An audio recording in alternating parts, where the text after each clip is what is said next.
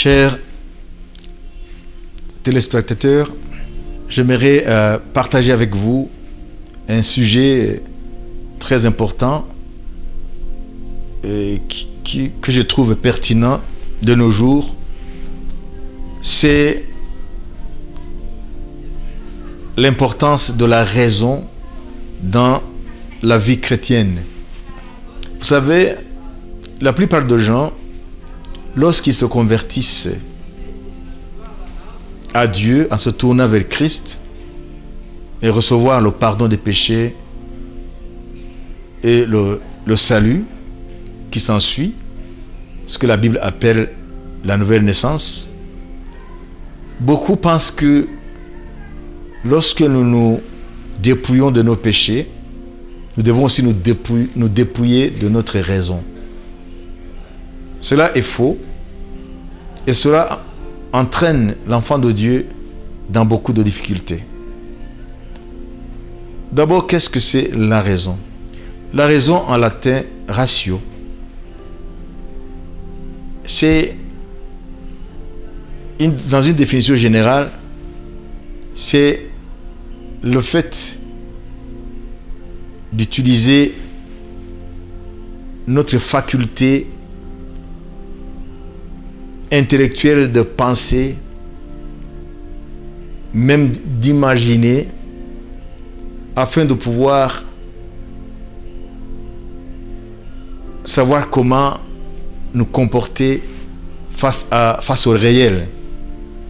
Mais la raison aussi a plusieurs sens selon le domaine dans lequel on se trouve.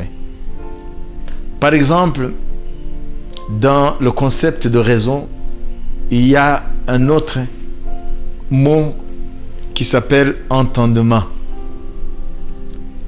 Même si tous les philosophes ne définissent pas de la même manière l'entendement, mais en général, l'entendement, c'est la faculté de pouvoir accéder à l'intelligible sans faire recours aux sensations ou à l'imagination.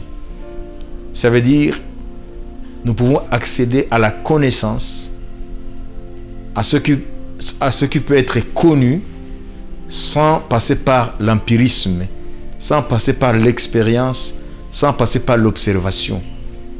Paul aussi en parle, utilise ce concept dans l'épître aux Romains au chapitre 7 et au verset 25. Donc l'entendement, ça fait partie de notre raison. Vous savez, l'homme, il est dit que c'est un animal doté ou doué de raison. Ça veut dire Dieu nous a donné ce qu'il n'a pas donné aux animaux ou au règne animal. Il nous a donné la raison. Donc, pour que l'homme puisse avoir accès à tout ce qui a trait à la connaissance, mais par-dessus tout à la connaissance de l'ordre du monde, mais aussi la connaissance du Créateur du monde. Alors, est-ce que le chrétien a besoin dans sa vie de chrétien de faire usage de la raison? Bien sûr que oui. Parce que, comme quelqu'un a dit, la foi et la raison ne boitent pas du même pied. Ça veut dire que celui qui marche uniquement par la foi dans sa vie, sans faire usage aussi de sa raison dans différents domaines de la vie, du réel, c'est comme quelqu'un qui boite d'un pied ou d'une jambe. Et celui qui fait usage uniquement de la raison, c'est le cas de notre monde sans Dieu, lui aussi c'est un boiteux. Mais de l'autre jambe, différente de celle du boiteux qui fait usage de la foi. Alors je vais parler d'abord de la raison. La raison, c'est une puissance. Si aujourd'hui la science a fait des progrès que nous saluons, c'est grâce à la puissance de la raison. Vous savez, la science moderne a comme début l'époque de Galilée. C'est Galilée qui est considéré comme le point de repère de la science moderne. Et Galilée a apporté ce que les scientifiques appellent l'expérience de pensée. Ça veut dire imaginer des scénarios, ou scénarios si vous voulez, où des choses seraient autrement que ce que nous percevons avec nos sens. Vous voyez Galilée en regardant la chute des corps. Vous savez, par exemple, Aristote, le philosophe grec de l'Antiquité, lui, dans ses écrits, il nous dit que les corps les plus massifs tombent vite que les moins massifs. Ça, c'est l'observation. Lorsque nous regardons tomber les corps, dans leur chute, nous voyons que les corps plus lourds tombent vite que les corps moins lourds. Ou les objets plus lourds tombent vite que les objets moins lourds. Ça, c'est l'observation. Est-ce que cette observation est vraie?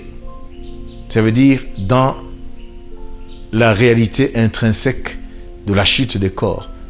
Alors Galilée, avec ceux qui l'ont suivi, a formulé ce qu'on appelle l'expérience de pensée en disant si, et si cette observation n'était pas vraie.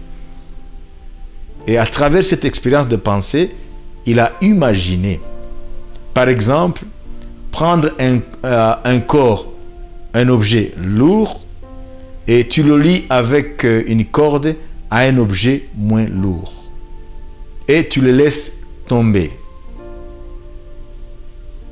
Et tu prends ce corps lourd tout seul, tu le laisses aussi tomber. Quand tu prends le corps lourd tout seul, tu le laisses tomber. Et le corps moins lourd, séparément, il est vrai que l'observation va nous montrer que le corps lourd va tomber plus vite que le corps moins lourd. Mais lorsque tu prends alors les deux, tu le lis par une ficelle, une corde, et tu le laisses tomber. Et tu prends l'autre corps lourd, il tombe séparément. Tu trouveras que les deux corps liés par la corde vont tomber moins vite que le corps lourd tout seul. Pourquoi? C'est parce que en laissant tomber le corps lourd lié au corps moins lourd, alors la corde va se tendre verticalement et le corps moins lourd servira de parachute. Et cela va freiner la vitesse de chute de ces deux corps réunis. Et cela a permis à découvrir une loi qui contredit l'observation. Ça veut dire que tous les corps, voilà la conclusion de Galilée et des autres qui sont dans la même ligne de pensée, tous les corps, indépendamment de leur masse, tombent à la même vitesse dans le vide. Ça veut dire lorsque nous voyons les corps lourds tomber plus vite que les corps moins lourds, c'est parce que le corps, dans leur chute, rencontre la résistance de l'air, mais aussi il y a la loi d'Archimède qui entre aussi en jeu. Ça veut dire qu'il y a une force qui agit diamétralement opposée à la force de la pesanteur. Donc ces forces-là qui agissent sur ce corps qui tombe, alors le corps plus lourd va dans son inertie, va vaincre plus ou moins cette résistance qui s'oppose à lui dans sa chute que le corps moins lourd. C'est cela qui nous aveugle et qui nous montre que l'observation est juste, alors que ce n'est pas vrai. S'il n'y avait pas l'air, et s'il n'y avait pas de force qui s'oppose, ça veut dire le principe d'Archimède, alors nous voyons absolument que les corps qui tombent dans le vide, où il n'y a pas d'air, où il n'y a pas d'autre force, tous les corps tomberont à la même vitesse indépendamment de leur masse. Voilà, donc ça c'est la puissance de la raison qui a fait que cette expérience de pensée a fait progresser énormément la science. Même Albert Einstein, les grandes découvertes d'Albert Einstein dans le domaine de la science, nous voyons que cela est dû à l'expérience de pensée.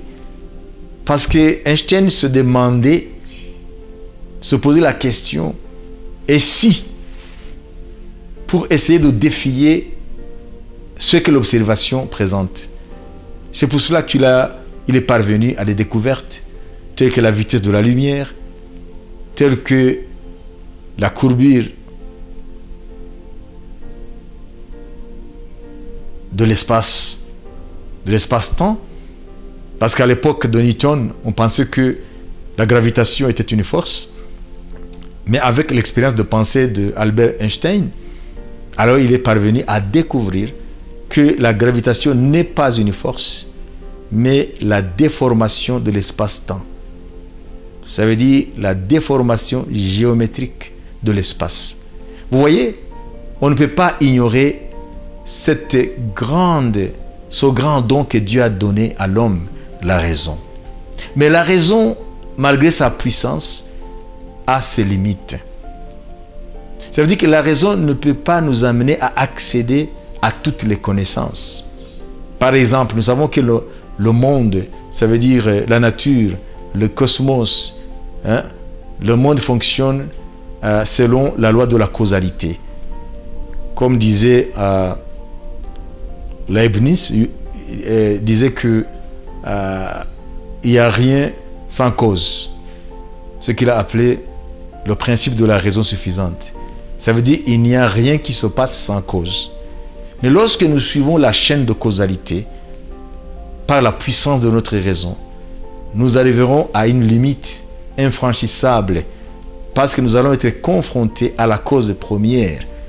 Quel est ce moteur qui a mis tout en marche pour qu'il y ait la vie, pour qu'il y ait l'univers, pour qu'il y ait le cosmos? La raison ne peut pas franchir ce mur parce que nous tombons dans le domaine de la métaphysique.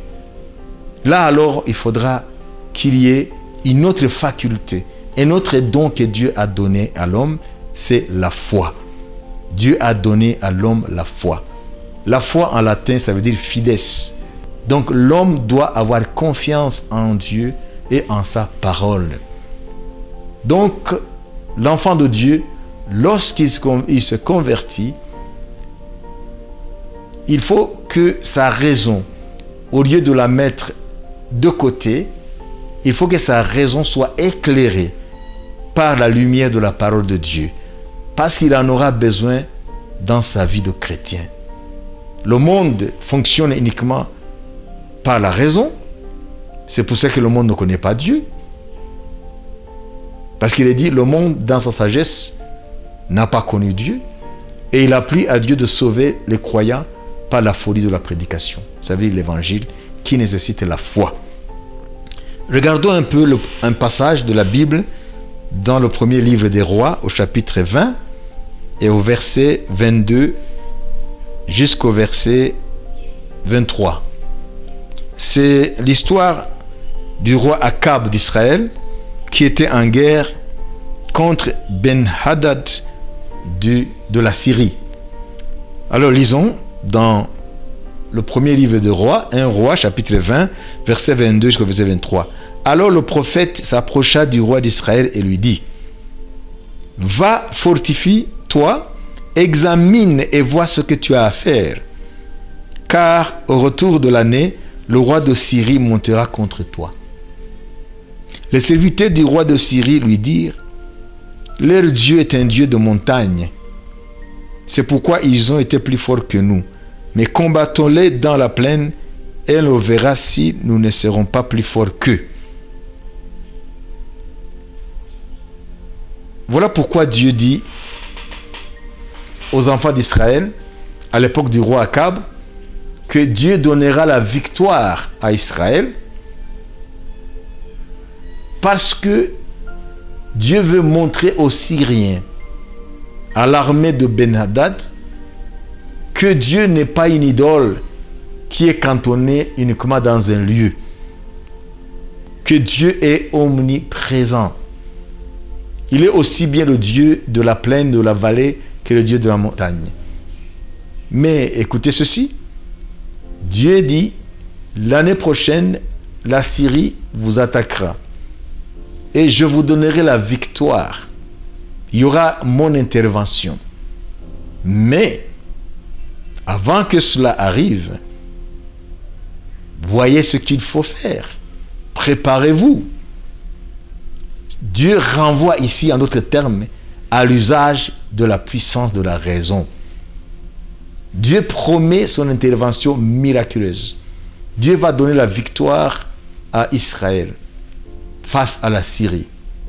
Mais, avant cette victoire, Israël ne doit pas tourner les pouces. Israël ne doit pas seulement s'adonner à la prière, même si nous connaissons la place de la prière dans la vie des enfants de Dieu. Dieu ne les a pas envoyés à aller faire la louange. Dieu a dit, allez et examinez. C'est ce que nous avons lu. Et vois ce que tu as à faire, Israël. Ici, c'est la raison. La raison éclairée par la parole de Dieu nous pousse à poser des actes concrets, à faire des actions qui plaisent au Seigneur. Mais la plupart, parmi les enfants de Dieu, pensent que la vie chrétienne, c'est uniquement s'attendre à Dieu. C'est Dieu qui fera tout. La foi, c'est la confiance en Dieu et en ses promesses. Vous savez, nous avons la définition de la foi dans l'épître aux Hébreux, chapitre 11, verset 1er. La foi est une ferme assurance des choses que l'on espère. Ça veut dire des choses que Dieu a promises. C'est une démonstration de celles qu'on ne voit pas. Alors la vie chrétienne n'est pas uniquement fondée sur ce que Dieu fera. Mais il faut savoir que Dieu ne fait pas fi à notre raison. Il ne nous a pas dotés de raison pour rien. Même si la raison est détournée par le diable pour faire des choses qui ne sont pas louables, comme disait Rabelais, la science sans conscience n'est que ruine de l'âme. Mais une raison éclairée est là pour glorifier Dieu. Ici, Dieu renvoie Israël à l'usage de la raison en attendant le miracle promis par Dieu. Ça veut dire accorder à Israël la victoire sur ses ennemis, ça veut dire les Syriens. Alors nous aussi, enfants de Dieu, nous devons savoir que la foi et la raison vont de pair. La foi et la raison travaillent ensemble. Il y a des choses que Dieu fera miraculeusement dans notre vie, nous qui croyons en lui. Mais il y a aussi l'usage de la raison éclairée par la parole de Dieu. Tu dois faire quelque chose. Tu dois poser des actes concrets. Tu dois faire des actions qui plaisent à Dieu parce que tu es guidé par une raison éclairée par Dieu, en attente de ce que Dieu fera. Malheureusement, tout ce qui arrive à l'enfant de Dieu, le remède qu'il a, le recours qu'il a, c'est la prière. Dieu fait ceci, Dieu fait ceci. Et la plupart des fois, nous voyons des enfants de Dieu frustrés. Combien d'enfants de Dieu aujourd'hui sont frustrés parce qu'ils ont prié et prié et prié, mais rien ne se passe. Pourquoi? Parce que ce n'est pas parce que Dieu n'a pas entendu la prière. Peut-être que leur raison aussi avait quelque chose à faire. Comme ici, Ce n'est pas à Dieu d'aller arranger la logistique de l'armée d'Israël. Ce n'était pas à Dieu d'aller aiguiser les flèches. Ou ce n'était pas à Dieu, si nous utilisons l'expression d'aujourd'hui, ce n'était pas à Dieu d'aller entretenir les fusils, voir si les différentes parties du fusil ne sont pas rouillées. Ce n'était pas à Dieu d'aller voir si le matériel de guerre était au complet. Ce n'était pas la tâche de Dieu d'aller voir si les vivres étaient suffisants pour nourrir les troupes au combat. Donc il y avait le côté organisationnel, les stratégies à prendre, qui incombaient aux enfants d'Israël.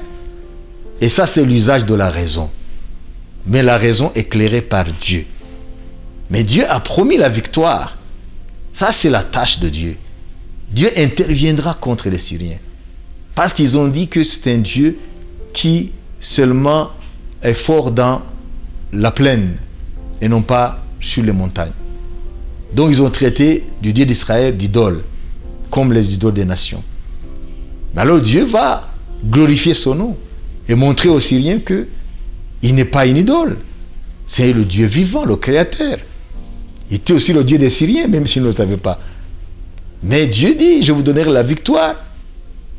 Mais vous devez faire usage de votre raison en attendant l'attaque des Syriens pour que vous soyez prêts ce jour-là, au retour de l'année. Alors aujourd'hui, en guise de conclusion, j'aimerais dire que l'Église doit être enseignée comment faire l'usage de la raison. La raison n'est pas donnée uniquement pour les incroyants, afin qu'ils l'utilisent dans leur confrontation avec le réel, afin de modeler le réel pour des bonnes fins de l'humanité. Mais la raison a été donnée à tout être humain afin qu'il l'utilise pour la gloire de Dieu. Donc, souvenez-vous que la foi chrétienne n'exclut pas l'usage de la raison. L'enfant de Dieu a besoin de ces deux facultés, de ces deux dons de Dieu. Il a besoin de la raison pour qu'il puisse savoir ce qui lui incombe, ce qu'il faut faire dans telle ou telle circonstance, en attendant aussi l'intervention de Dieu.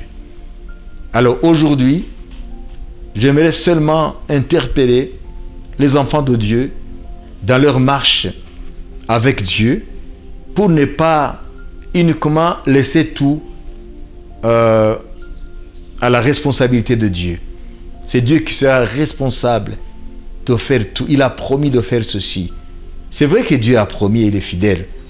Et la foi, c'est fidèle, c'est confiance. Confiance en Dieu, à ses promesses. Et la raison, où est-ce que nous la mettons? Il faut nous dépouiller de la raison comme nous dépouillons des péchés? Non. En se convertissant, on ne se dépouille pas de la raison. On se dépouille de ses péchés. Mais la raison doit être éclairée par la parole de Dieu, afin que nous en fassions usage pour glorifier Dieu. Dieu exige à ce que tu utilises la raison pour que cette raison fasse son travail en attendant que Dieu fasse le sien. C'est ça aujourd'hui ma contribution dans ta foi, dans ta vie de chrétien, dans ta marche avec le Seigneur.